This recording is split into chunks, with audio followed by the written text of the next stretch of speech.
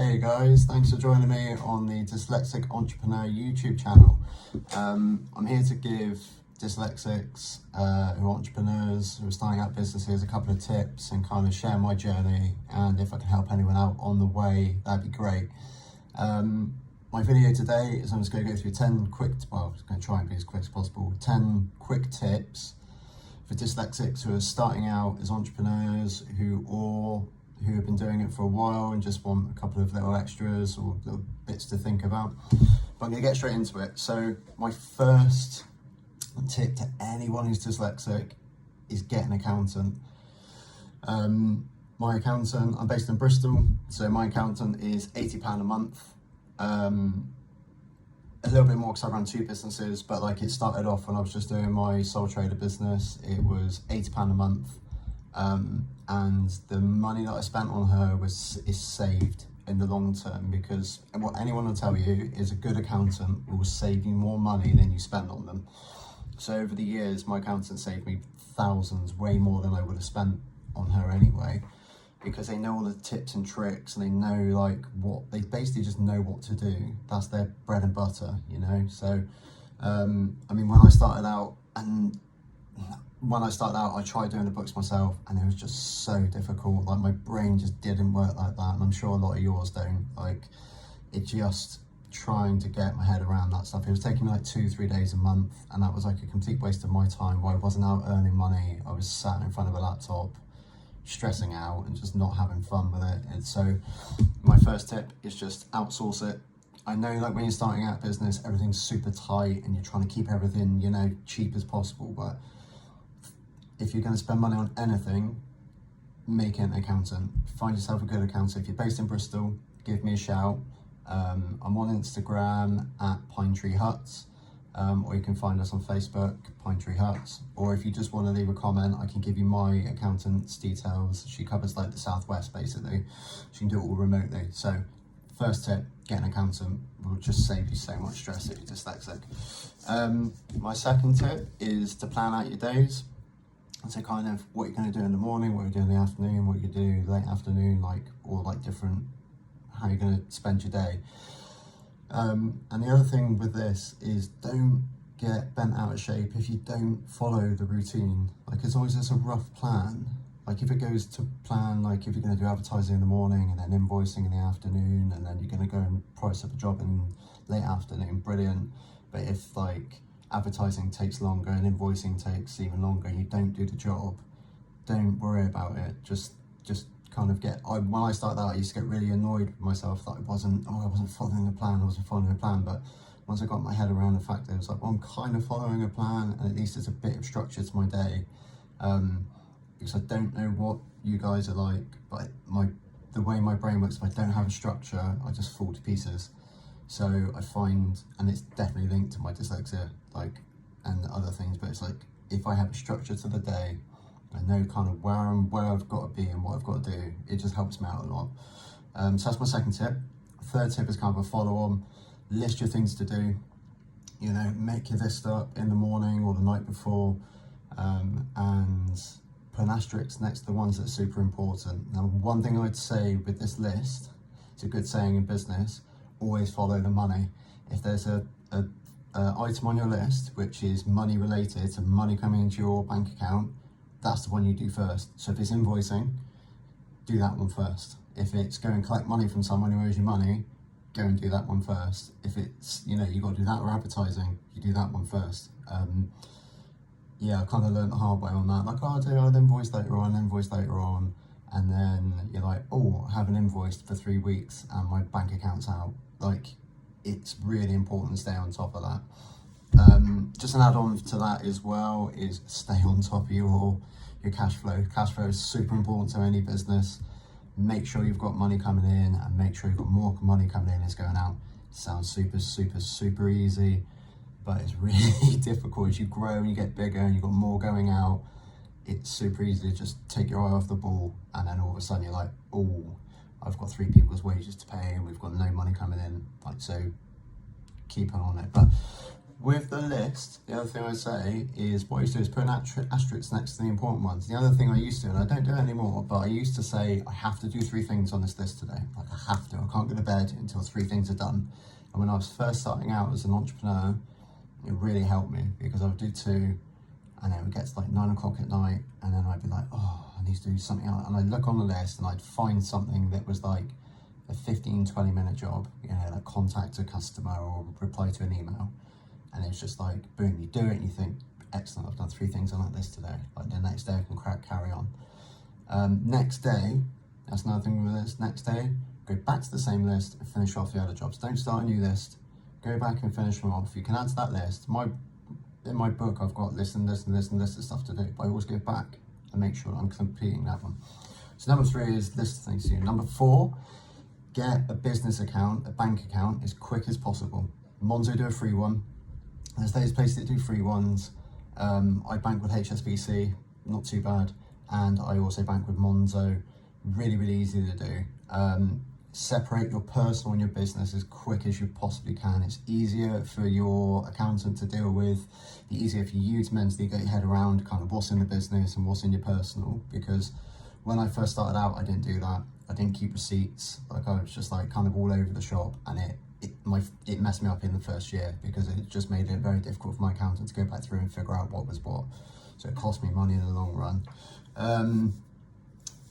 And yeah, about that as well, keep your receipts. Everything you spend on a business, I didn't at the beginning because it was like an idea and a concept in my head, and I didn't even know if it was going to go anywhere, and I don't know, I just didn't keep receipts. Keep all of them. If you go to a petrol station and you top up your car, keep that receipt. Like if you spend anything to be linked to the business, keep the receipt. Just it's so simple, it's such an easy thing to do, but I just didn't. My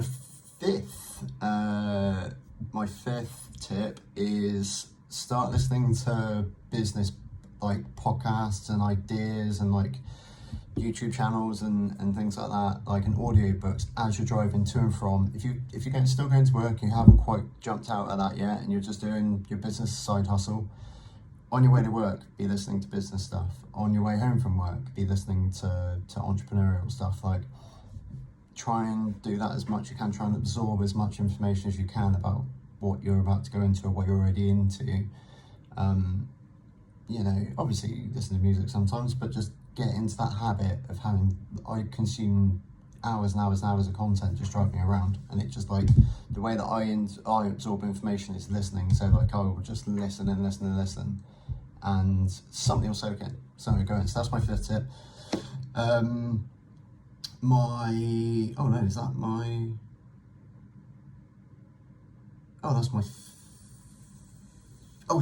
was my 5th. My 6th tip is there's a book called Starting a Business for Dummies as part of that like for Dummies collection.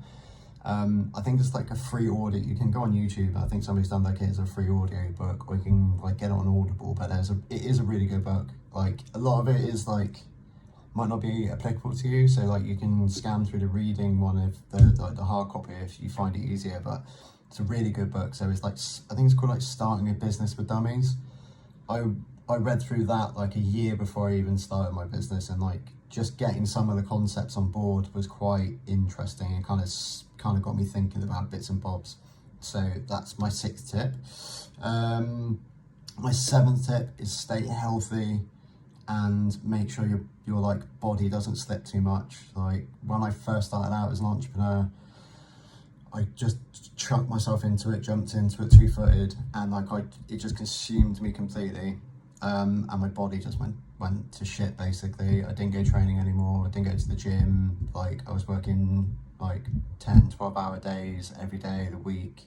And yeah, my body massively suffered for it. Like if you listen to a lot of entrepreneurs, not just dyslexics, but entrepreneurs in general, they will nearly all tell you that, like, be prepared, you're going to gain some weight. Like your body will go down because it's like, oh, do I go to the gym tonight or do I invoice people? And then it's like, I've got to invoice people. So but the other thing is put it on a list. If you put it on your list, it's something to do. You've got to do that day. And it gets like 9 o'clock at night and you've got something to do on your list. Oh, I'll go for a 20-minute walk. It's just an easy thing to do. But so try and stay on top of your fitness, because if your body goes body goes to shit, your business is going to go to shit, because you can't look after one without the other. So definitely try and stay on top of your fitness. My 8th tip is don't sacrifice really important relationships. Like, I don't know whether it was linked to dyslexia, but for me, I like jumped like wholeheartedly into this. Once I realised it was what I was going to do, I quit my job, I moved back in with my parents, and I kind of just put every single like ounce of energy I had into this business. It was like, I just had to be so focused on it to get it off the ground. And in the process, I think I just neglected some really important relationships, like my family, my friends, you know, like partners. And it's just, it didn't need, like, if you list, going back to this, if you list the people who are really important to you, like, carve out some time for them, put it on your list, like, carve out some time for them, even if it's just phone calls, even if it's just like text messages, whatever. Like, obviously better face to face, but just carve out a bit of time for them, because they're the ones who are going to help you down the line. The other people who are flaky, they can go, like, don't worry about them. But like, the people who are really, really important as your business goes, they're the ones who are going to help you out going forward. So you need to kind of, not in a selfish way, because you obviously need to do it for the sake of a relationship, but they are the ones who are going to stick with you. Other people go, but they'll really, really stick with you. And I know that, like, I was just working so much. I was just working all the time. Every hour I could work, I was just doing that. So like my relationship, my family went a bit like skew-whiffed. I didn't really see anyone, or like I wasn't. And when I did, I was just like a zombie, because I was just tired. I was just ruined. So it's like, make sure you make a bit of time for the people who are really important to you. So that's one of my tips. My 9th tip, nice easy one, have fun with it. It's so easy to get like, you know, like sucked into, it's so easy to just get sucked into the business and just really focus, and all you're thinking about is like money and getting things done and do that. But like, you gotta remember that you probably, well, I don't know if you've done this, but you quit a job because you weren't enjoying it. You quit the job, or you got out the rat race because you want to do your own thing. Make it fun. Just remember every single day, like when you wake up in the morning, remember that you're not doing that bullshit you were doing before. Like, I used to be a probation officer. Shout out to the probation officers out there. It's a tough job. I used to be a probation officer, and don't get me wrong, I had a really good time when I was there, met some fantastic people, but fuck that job. It was like, every day I wake up now, I'm like, thank fuck I'm not doing that. Like, I'm so over the moon that I'm not doing that anymore. So just try and appreciate and have fun and enjoy the journey. Like, just enjoy that kind of going forwards, and yeah, just try and have as much fun as you can. Try and think of it as like a bit of a game, don't take it so seriously. Nothing's make or break, you know? Nothing's ever make or break. You can just have fun with it, just enjoy it, be playful. And that kind of brings me on to my 10th and last one, which is share and document your journey through your business. Like, do it on Facebook, do it on Instagram. It's a good way of like just generally advertising your business, but it's good kind of just to show people, like, people I used to work in probation, like, see my posts and they see like what I'm up to now, and it's like, they really appreciate seeing where I am now, or seeing what I'm up to. So, and it's also good for like you, like, I find it really good, because sometimes I get a bit down and you think like, oh god, this is going really slowly or whatever, and then like I'll look back at a post from a year ago and you're like, in 1 year my business has like tripled or quadrupled or whatever, or it's gone in this direction, it's gone this really cool way. Like, it's a really good thing for you to see. And I don't know if that's a dyslexic thing or not, but like, it's very visual. You can see like, God, 1 year ago I made that post and I was like not doing as well, or like, you know, didn't have that many orders, or like I was struggling. A year later I'm absolutely doing amazing, or, you know, whatever it is. But it's really, really useful to document your journey, because it's cool to look back on it. It's nice for other people to see. Anyway, that's my 10 tips. Sorry it's taken me a bit longer to get through, but I hope you guys enjoyed it, and it'd be great to get some subscribers. If you liked the video, give it a thumbs up. If you've got any comments or anything you want to add, give me a shout. Like I said, my name's Paul Budd. My business on Instagram is Pine Tree Huts. Check it out. We make some pretty cool like home offices and cool kind of outbuildings. So yeah, give me a shout, and hope to see you guys soon. Bye bye.